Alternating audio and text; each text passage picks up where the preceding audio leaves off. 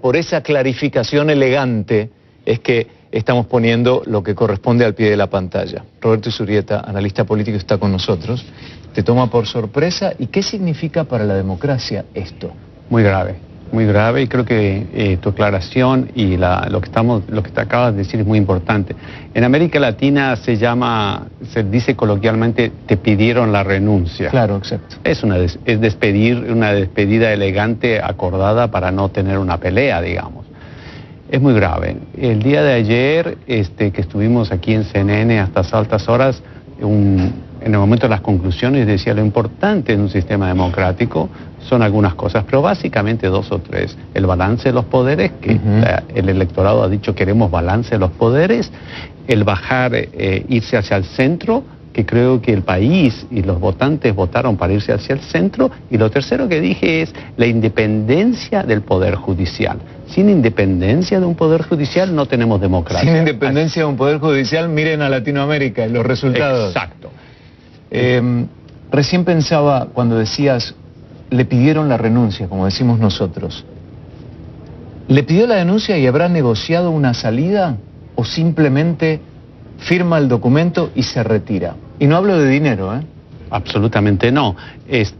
Yo creo que es muy grave. También decíamos ayer en la cobertura de CNN que en todo proceso electoral los políticos están en su derecho de interpretar los resultados y cada uno declarar victoria. Eso es normal. Y pasó. Y eso está bien. Otra cosa distinta es que si un líder lee los resultados de una manera distinta. ¿Qué dijo el pueblo norteamericano ayer? Que quiere balance de poderes, que quiere que baje la temperatura, porque de todas las elecciones la más referente de lo que piensa el electorado es la del Congreso, porque las demás fueron parciales. Gobernadores y senadores solamente se eligió un tercio, básicamente en senadores un poco en la mitad, un poco más, pero senadores un tercio, pero en el Congreso se eligieron por todo lado. ¿Y qué dijo el electorado? Bajemos el tono, busquemos consensos, concentrémonos en la salud, etcétera, etcétera. ¿Pero quién dentro del electorado? Yo me preguntaba, ¿es aquel que lo votó y que le dio la oportunidad y dice, no estoy convencido? ¿O es gente que no salió a votar, porque en este país no es obligación votar? No salió a votar antes y ahora sí salió a votar. Tu punto es muy válido. En los Estados Unidos, al ser optativo, la verdad y tristemente, primero, los pobres no votan. Y los pobres son los que más necesitan al Estado. La mayor cantidad de gente que vota es gente de nivel de educación y sobre todo una democracia se basa mucho en los sectores medios en todo el sentido de la palabra, económico, social, en información, en educación, en todo, lo que llamamos la clase media, por decirlo así. Esos son los que votaban ayer. Y ayer, si tú haces una lectura general de toda la votación, la gente dijo balance de poderes, moderación. Pero lo que estamos viendo el día de hoy no va en esa dirección. Entonces mi argumento es que la lectura del presidente es distinta. Claro. Una cosa, está bien que digas, bueno, gané, está muy bien, pero otra cosa es que lo leas de una manera distinta y básicamente no cumplas con el mandato del pueblo que te dice moderación, balance de poderes, cautela. Esto es un acto muy abrupto.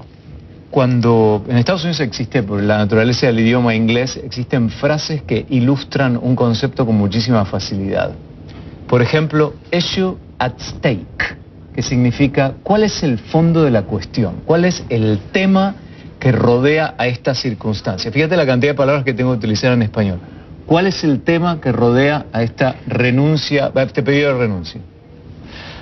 Voy a pedir permiso y quizás después perdón. Esto es un hecho que se está desarrollando, pero me sorprendería que no tenga ninguna otra explicación que la investigación de Mueller. Claro. O sea, en el caso, si eres fiscal de la nación, esa es la investigación con implicaciones políticas más grandes que existen en este momento, más que el tema de inmigración. Entonces, me sorprendería que no esté relacionado con este hecho. Es la investigación por la injerencia rusa en las elecciones, ¿no? Y si es así, podría ser muy grave. ¿Cómo van a reaccionar los del otro lado del pasillo, los demócratas ante esto? Alarmados, pero yo creo que la pregunta es válida, pero hay otra también. ¿Cómo van a reaccionar los republicanos moderados que, al igual que yo, y al igual que la mayoría del electorado, quiere la independencia del proceso de justicia. Moderados te refieres a no tan conservadores. Correcto, los que no son fanáticos, porque ayer decían en el programa y tenían razón, los extremos, nosotros cuando pensamos los extremos izquierda y derecha están opuestos, no, los extremos es un círculo, se unen, sea de izquierda o derecha, generalmente están en contra del sistema.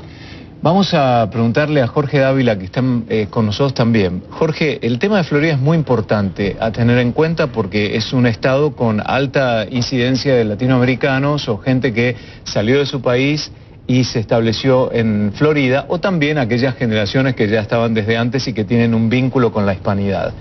¿Cómo tomará el electorado de Florida este tipo de decisión, teniendo en cuenta, por ejemplo, que ayer el puesto de la senadora Ileana Ros-Lehtinen, que lo dejó porque se retira, y estaba una colega nuestra, María Elvira Salazar, de corte conservador, buscando el puesto por los republicanos, perdió ese puesto y lo gana ahora una demócrata después de décadas de Ileana Ros-Lehtinen.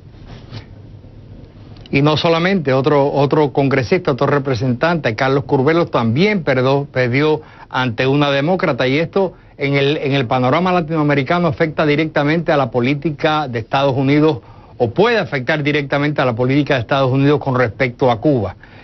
Históricamente a los representantes, incluso Ileana Ros-Lehtinen, que era una persona muy apreciada por la comunidad en un distrito que generalmente tenía votantes demócratas, no tiene que ser específicamente hispano, por supuesto que hay otros de otra etnia que eran demócratas, se mantenía en una política de confrontación constante con Cuba.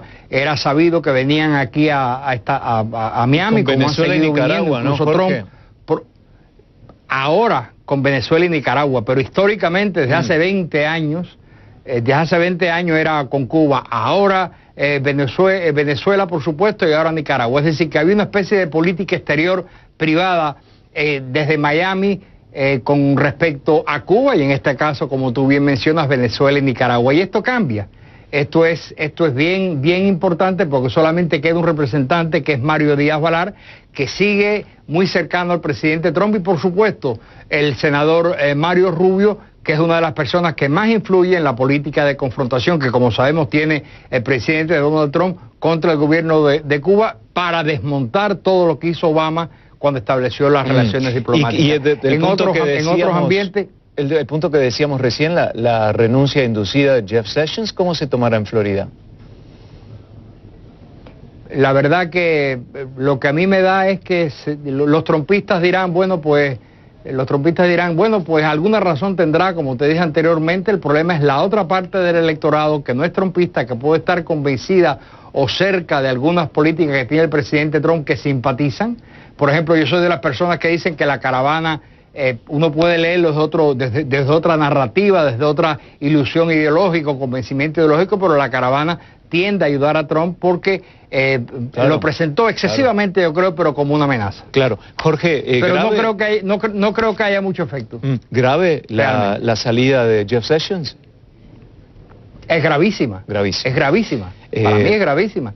Jeff Sessions era un político, es decir, maduro, y la manera en que se ha hecho todavía lo es. Muy acusado de ser racista antes de tomar el cargo. Decían que era un racista porque tuvo un problema hace muchísimos años. Ahora, bueno, tal vez se convierta en una persona que sea más aceptable después que el presidente Trump lo haya despedido, como dices tú, despedido con un disfraz. Gracias, Jorge Dávila. Miguel. Roberto, cierro contigo. Gravísimo. ¿Esto se puede sobrellevar con facilidad o esto va a acompañar al presidente Donald Trump a lo largo de todo su periodo? ¿Y quién dice que 4 años más después, no? Jeff Sessions fue una persona, en mi opinión, en contra de los inmigrantes y en contra de realmente procesar todo lo que estamos viviendo en la frontera de una manera mucho más racional, solidaria, etcétera, etcétera. Pero si es que esta renuncia tiene que ver con la investigación de Mueller sobre la interferencia o participación de miembros del gobierno actual, en ese momento la campaña de Donald Trump con Rusia, estaríamos hablando de una cosa muy grave. Y en eso nosotros los políticos y los que hacemos opinión podemos opinar. Pero el que tiene la última palabra es el sistema de justicia. Así vive la democracia y yo no tengo ninguna otra opinión que decir que se conozca la verdad y si es que alguien ha cometido un delito grave, que pague las penas de ese delito grave como corresponde. ¿Y Sessions se quedará callado ahora o hablará? Lo más probable es que se quede callado. Yo te preguntaba de lo de los acuerdos anteriormente, en este sentido. ¿Habrá negociado algo con el presidente Donald Trump? Nada. No creo. Políticamente, absolutamente nada. En mi experiencia, de lo que he visto, sobre todo la historia de América Latina, a veces nos ayuda a entender mucho más lo que está pasando en los Estados Unidos. Ajá. Cuando se dan cosas de esta naturaleza, lo que nosotros llamamos la punta del ovillo.